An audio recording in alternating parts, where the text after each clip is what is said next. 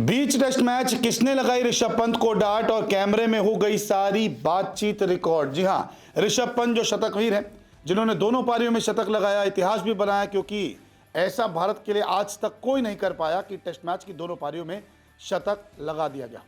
लेकिन फिर भी ऋषभ पंत को डांट पड़ी है, फटकार पड़ी है, ऋषभ पंत को काफी कुछ सुनाया गया है, वो भी तब जब ऋषभ पंत अच्छी फॉर्म में थे। ये सारी बातचीत जो है वो कैमरे में कैद हो गई है कि ऋषभ पंत को डांट पड़ती हुई सुनाई दे रही है।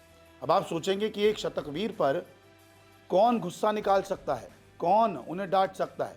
तो आपको बता दें कि ये डांट जो है ये किसी और ने नहीं बल्कि खुद ऋषभ पंत ने अपने आप को लगाई है। जी हाँ, सेल्फ टॉकिंग की बात क्रिकेट में बहुत की जाती है और ऐसा ही कुछ ऋषभ पंत ने अपने साथ किया।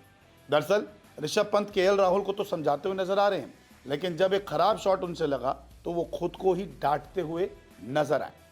हमें स्कूप शॉट पता है ऋषभ पंत का, वो लेट लेट के भी शॉट मारते हैं, लेकिन जब एक गेंद पर वो शॉट ट्राई कर रहे थे लेट कर स्कूप फाइन लेग की तरफ, तब उनसे वो शॉट मिस हो गया, जिसके बाद उन्होंने खुद को ही कोसना शुरू कर दिया। कैमरे में जो बातें रिकॉर्ड हुई है वो कुछ इस तरीके की है।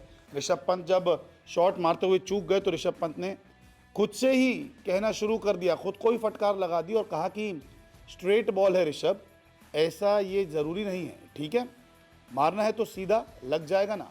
इस गेंद पर हवा के साथ ज़बरदस्त कोशिश करे जा रहा है, यानी कि फालतू की क्यों शॉट ट्राई करने हैं जब सीधा लग सकता है।